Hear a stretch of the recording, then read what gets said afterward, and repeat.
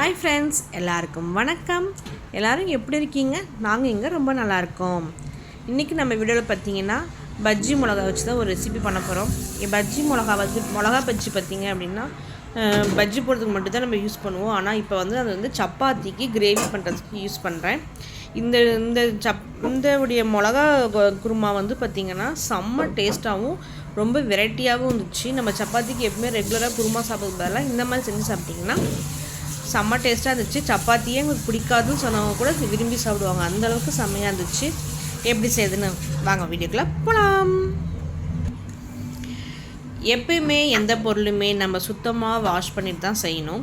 அதனால தான் நானும் மிளகா நான் பஜ்ஜி மிளகாயை நல்லா வாஷ் பண்ணி எடுத்து ரெண்டாக கட் பண்ணிவிட்டு உள்ளே இருக்கிற விதையை க்ளீனாக எடுத்துருங்க. ஏன்னா அது காரம் இருக்கும். உங்களுக்கு காரம் நல்லா சாப்பிடுவீங்க அப்படின்னா அந்த விதையோடையே போட்டுக்கோங்க. நாங்கள் பாப்பாவுக்கு கொடுக்கறதுனால நாங்களும் கொஞ்சம் காரம் கம்மியாக தான், ஆக்சுவலாக நார்மலாகவே நாங்கள் காரம் கம்மியாக தான் சாப்பிடுவோம். ஸோ அதனால் நான் என்ன பண்ணிட்டேன்னா உள்ளகிற விதையெல்லாம் எடுத்துகிட்டு காம்பு முன்னாடியும் பின்னாடி கொஞ்சமாக எடுத்துகிட்டு ரிமூவ் பண்ணிவிட்டு ரெண்டாக கட் பண்ணிவிட்டு உள்ளகிற விதையும் ரிமூவ் பண்ணிவிட்டு எடுத்து எல்லாமே அதே மாதிரி க்ளீனாக எடுத்து வச்சுட்டேன். அதுக்கப்புறம் பார்த்திங்கன்னா ரெண்டாக எடுத்து ஒன்றா எடுத்து சின்னதாக கட் பண்ணோம் அப்படின்னா டைம் ரொம்ப வேஸ்ட் ஆகும். அதனால் நான் ரெண்டாக எடுத்துக்கிட்டேன். நீங்கள் நல்லா கட் பண்ணுவீங்க அப்படின்னா ஒரு 3 ஸ்லைஸோ 4 ஸ்லைஸோ எடுத்து வச்சு ஒட்டுக்க அந்த மாதிரி சின்னதாக கட் பண்ணி வச்சுக்கோங்க. பஜ்ஜி மிளகாலையும் இந்த மாதிரி செய்யலாம், நம்ம கொடை மிளகாயிலையும் நம்ம செய்யலாம். ஆனால் அதை விட இது கொஞ்சம் காரமாக இருக்கிறதுனால டேஸ்ட் ரொம்ப சூப்பராக இருந்துச்சு. இந்த மாதிரி சின்னதாக நறுக்கி எடுத்து வச்சுக்கோங்க. யாருக்கெல்லாம் நீங்கள் நிறையா காரம் சாப்பிடுவீங்க அப்படின்றது கமெண்ட் பண்ணுங்கள். காரம் ஓவராக கொஞ்சம் நார்மல் காரம் பார்த்திங்கன்னா நம்ம மிளகாத்தூள் அந்த மாதிரி தூளாக நம்ம வீட்டில் திரிச்ச மிளகாத்தூள்னால் ஓகே. கடையில் வாங்கி போகிற மிளகாத்தூள்லாம் கொஞ்சம் கலப்படம் இருக்குதுன்னு சொல்லுவாங்க. ஸோ அதனால் அதை சேர்க்காமல் வர மிளகாய் இருக்குது இல்லைங்களா, அதை சில்லி ஃப்ளேக்ஸ் மாதிரி போட்டுக்கலாம். அதாவது ஹெல்த்தியாக சாப்பிட்டுக்கலாம். அதுக்கப்புறம் பார்த்திங்கன்னா 2 தக்காளி எடுத்துக்கிட்டேன். ஒரு பெரிய சைஸ் வெங்காயம் 1 மட்டும் எடுத்து அதையும் வாஷ் பண்ணிவிட்டு அதையும் சின்ன பீஸாக கட் பண்ணி எடுத்து வச்சுட்டோம். சின்னதாக கட் பண்ணிக்கலாம்.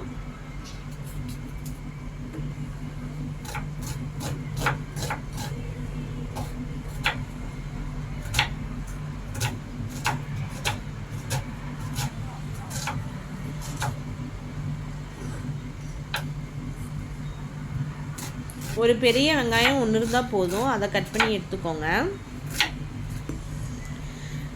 தக்காளி பார்த்திங்கன்னா அதுவும் வாஷ் பண்ணிவிட்டு தக்காளி நம்ம அரைக்க போகிறோம். ஸோ அதனால் சும்மா ரெண்டாக கட் பண்ணி அந்த முன்னாடி இருக்கிற அந்த இது காம்பு மட்டும் எடுத்துட்டு மீதி 2 கட் பண்ணி நம்ம வச்சுக்கலாம்.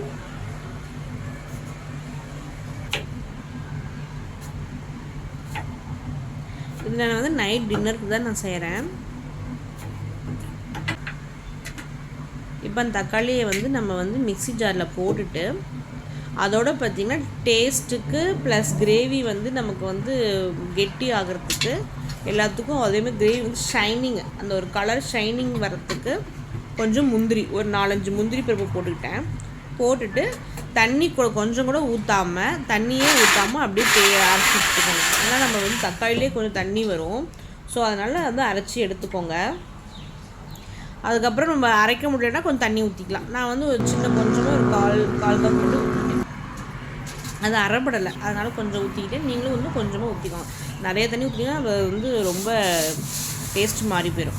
அதுக்கப்புறம் பார்த்திங்கன்னா ஒரு பேன் எடுத்துக்கோங்க. அதில் கொஞ்சம் தாராளமாகவே எண்ணெய் ஊற்றிக்கோங்க. நான் ஊற்றுறது பார்த்தா நிறைய ஊற்றுற மாதிரி உங்களுக்கு தெரியும். நான் நிறையாலாம் ஊற்றலை, ஒரு 5 டீஸ்பூன் ஊற்றிருப்பேன். 5 கரண்டி 5 ஸ்பூன் ஊற்றிருப்பேன். அதுக்கப்புறம் அதில் எண்ணெய் சூடானதுக்கப்புறம் நம்ம நறுக்கி வச்சுருந்தோம் இல்லைங்களா பஜ்ஜி மிளகா, அதை போட்டு நல்லா மிக்ஸ் பண்ணிக்கோங்க.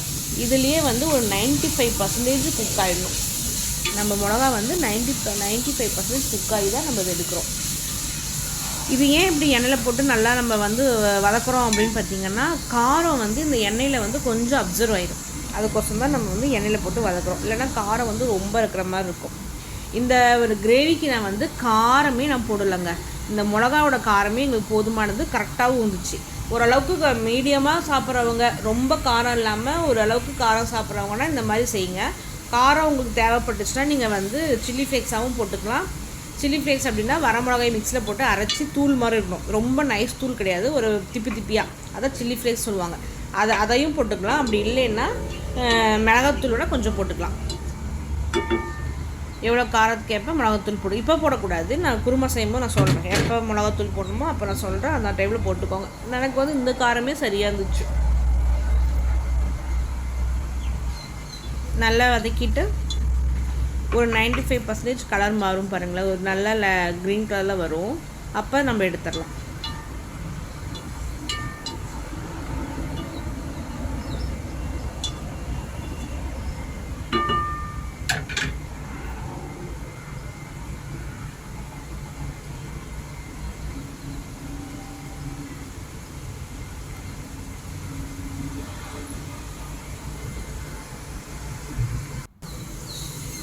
இந்த டைம் போதும், நல்லா வெந்துருச்சு, நல்லா ஃப்ரை ஆகிடுச்சு. இது அப்படியே எடுத்துட்டு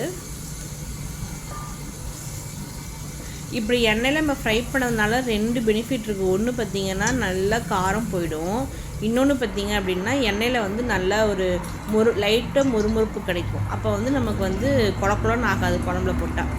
இப்போ பார்த்திங்கன்னா எண்ணெய் அதே சூடான எண்ணெய் அந்த எண்ணெயே போதும், நீங்கள் எண்ணெய் மறுபடியும் ஊற்ற வேண்டாம். அதில் ஒரு பட்டை, ஒரு கிராம்பு, ஒரு ஏலக்காய் போட்டு நான் கொஞ்சம் சீக்கிரம் பொரிஞ்சிடும், ஏன்னா ஏற்கனவே நம்ம சுட்ட எண்ணெய் தானே. அதுக்கப்புறம் ஒரு ஸ்பூன் ஜீரகம், ஒரு ஸ்பூன் சோம்பு, அப்புறம் ஒரு வெங்காயம் நம்ம நறுக்கி வச்சுருந்தோம் இல்லையா, அந்த வெங்காயம் போட்டு நல்லா தாளிச்சிருங்க. இது என்ன பிரச்சனைனா எண்ணெய் சுடுறதுனால சீக்கிரமாக வெங்காயமும் வெந்து போயிடும்.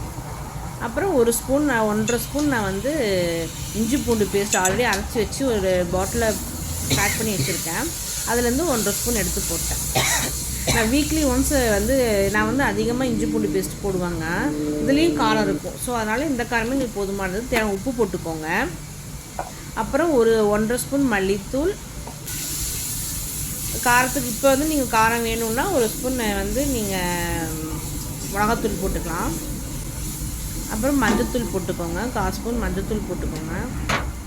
நல்லா பச்சை வாசம் போனதுக்கப்புறம் அரைச்சி வச்ச தக்காளி பேஸ்ட் எடுத்து போட்டுட்டு கொஞ்சமாக தண்ணி அதில் ஊற்றி நல்லா வாஷ் பண்ணி அதையும் அதில் ஊற்றிடுங்க. ஊற்றிட்டு மிக்ஸ் பண்ணி பாருங்கள். குழம்பு ரொம்ப கெட்டியாக இருந்தது அப்படின்னா இன்னும் கொஞ்சம், எனக்கு கிரேவி வந்து ரொம்ப திக்காக இருந்துச்சு, அதனால் கொஞ்சம் தண்ணி ஊற்றிக்கிட்டேன். உங்களுக்கு இந்த கிரேவி தண்ணியாக வேணுன்னா கொஞ்சம் தண்ணி ஊற்றிக்கோங்க, இல்லை திக்காக வேணும்னா அதோடு இருந்துட்டு போதும். நல்லா மிக்ஸ் பண்ணிக்கோங்க. மிக்ஸ் பண்ணிவிட்டு ஒரு 2 கொதி கொதிக்கணுங்க. நல்லா கொதிச்சு வரட்டும் பாருங்களா. இந்த அளவுக்கு நல்லா கொதிச்சு வரப்போ நம்ம வந்து வதக்கி வச்சுருந்த அந்த மிளகாயை வந்து அதில் போட்டுட்டு நல்லா மிக்ஸ் பண்ணிக்கோங்க. நல்லா மிக்ஸ் பண்ணிட்டீங்க அப்படின்னா இதுவும் ஒரு கொதி வந்தால் போதும். ஆனால் ஆல்ரெடி 95% வெந்துருச்சு இல்லையா, அதனால் இதில் ஒரு கொதி மட்டும் வந்தால் போதும். இது இப்போ வந்து உப்பு காரம்லாம் பார்த்துக்கோங்க, கரெக்டாக இருந்ததுன்னா விட்டுருங்க, இல்லைனா கூரைக்குடை இருந்தால் போட்டுக்கோங்க. அதுக்கப்புறம் பார்த்திங்கன்னா தயிர் வந்து 1 ஸ்பூன் நான் போட்டுக்கிட்டேன். இந்த தயிர் எதுக்கு போகிறேன்னா, தக்காளியில் வந்து கொஞ்சம் புளிப்பு கம்மியாக இருக்கணும், தயிர் வந்து கொஞ்சம் புளிப்பு கொஞ்சம் தூக்கி கொடுக்கும். அதுவும் இல்லாமல் ஷைனிங் பார்த்திங்கன்னா தயிரும் அந்த நம்ம முந்திரியும் அரைச்சி போட்டிருக்கோங்க, அது ரெண்டும் பார்த்திங்கன்னா செம்ம ரிச் லுக் கிடைக்கும். அதுக்கப்புறம் நம்ம வந்து மல்லி இலை போட்டு நல்லா மிக்ஸ் பண்ணி விட்டு அடுப்பை ஆஃப் பண்ணிடுங்க. தயிர் போட்டுட்டு ஒரு கொதிலையும் ஆஃப் பண்ணி, ஒரு கொதி கூட வர வேண்டாம், தயிர் போட்டு 2 மிக்ஸ் பண்ணிவிட்டு கொத்தமல்லி இலை போட்டு ஆஃப் பண்ணிவிட்டு மூடி வச்சுருங்க. அவ்வளோதான், ரொம்ப கொதிச்சாலும் நல்லா இருக்காது. அதுக்கப்புறம் சப்பாத்தி வந்து இதை தேய்ச்சி போட்டு எடுத்தாச்சு. சப்பாத்தி வந்து அது உங்கள் ரெசிபி வேணும்னா கமெண்ட் பண்ணுங்கள், அது எப்படி என்னன்னு நான் சொல்கிறேன். அதுக்கப்புறம் சப்பாத்தி போட்டு அந்த சப்பாத்தி வேகிற டைமில் நான் என்ன பண்ணுவேன் அப்படின்னா, இந்த மாதிரி சைடில் நின்றுட்டு இங்கே பாருங்கள், வியூ பாருங்கள் எவ்வளோ செம்மையாக இருக்குல்ல. ஓப்பன் கிச்சன்னால் எனக்கு வியூ வந்து பார்க்கறதுக்கு அவ்வளோ அருமையாக இருக்குது. பாப்பு குட்டி 2 பேர் சமத்தா பாருங்கள். ஒரு குட்டி படுத்துட்டு டிவி பார்க்குறா, அவள் தூங்கலை, படுத்துட்டு டிவி பார்க்குறா, ஒன்று டிவி பக்கத்துலேயே நிற்கிறா. நான் அதான் சொன்னேன், டிவி பக்கத்துலேயே நிற்காதம்மா, அந்த சைடு வா அப்படின்னு சொல்லி நான் சொல்லிட்டேன். சொன்னால் பார்ப்பாங்க, கேட்டுப்பாங்க, டக்குன்னு வந்து உட்காந்துப்பாங்க. ஆனால் ஒரு 10 நிமிஷம் கழிச்சு அதே வேலையை பார்ப்பாங்க. இதில் ஒரு சின்ன தப்பு பண்ணிட்டேன் பாருங்களேன். இந்த மாதிரி சர்வ் பண்ணுறப்ப என் ஃபோன் வந்து நான் வந்து ஸ்டாண்டில் அழகாக வச்சுட்டேன். ஆனால் அது ஃபோன் பாருங்களேன் அப்படியே கொஞ்சம் கொஞ்சமாக ஃபோன் சாயுது. நான் வந்து ஒரு பக்கம் கம்மியாகவும் ஒரு பக்கம் அதிகமாக ஃபோன்ஸ் பண்ணிட்டேன் போல் இருக்குது, ஃபிட் பண்ணியிருக்கேன் போல் இருக்குது. அதனால் ஃபோன் வந்து வெயிட் தாங்காமல் அப்படியே லைட்டாக மெதுவாக சாயுது பாருங்கள். நான் ஃபோன் கேமரா வந்து அப்படி சாயதை நான் கவனிக்கவே இல்லை. எடுத்து முடிச்சதுக்கப்புறம் பார்த்தா ஃபோன் ஒரு பக்கம் திரும்பிட்டு இருந்துச்சு. சரி ஓகே கரெக்டாக அமையலன்னு பார்த்தா அதுக்கப்புறம் டேஸ்ட் பார்க்கலாங்களா, எல்லாம் சமைச்சு எடுத்து வச்சு நம்ம டேஸ்ட் பார்க்கலாம். இதனால் பாருங்களேன் செம்ம சாஃப்டாக இருக்குது. இப்படி மடக்குனா கூட செம்ம சாஃப்டாக இருக்குது. இப்போ என்ன பிரச்சனைனா அதை நான் இப்போ அழுக்கும் போது பக்கத்தில் பாப்பா பயங்கரமாக அழுதா. அதனால் டக்குன்னு நம்ம சாப்பிட்டுட்டு போயிடணும், ஃபினிஷிங் பண்ணிடணும், இல்லைன்னா மறுபடியும் ஃபினிஷ் பண்ண முடியாது, வீடியோ ஃபினிஷ் பண்ண முடியாது சொல்லிட்டு வேகமாக பண்ணிகிட்ருக்கேன். ஓகே ஃப்ரெண்ட்ஸ், இது டேஸ்ட் பார்த்திங்கன்னா செம்ம டேஸ்ட்டாக இருந்துச்சு. நீங்களும் ட்ரை பண்ணி பாருங்கள். இந்த வீடியோ உங்களுக்கு பிடிச்சிருந்தா மட்டும் நீங்கள் வந்து சப்ஸ்கிரைப் பண்ணிக்கோங்க, உங்கள் ஃபேமிலி அண்ட் ஃப்ரெண்ட்ஸுக்கு ஷேர் பண்ணிக்கோங்க. அடுத்த ஒரு நல்ல வீடியோவில் மீட் பண்ணலாம். பாய்.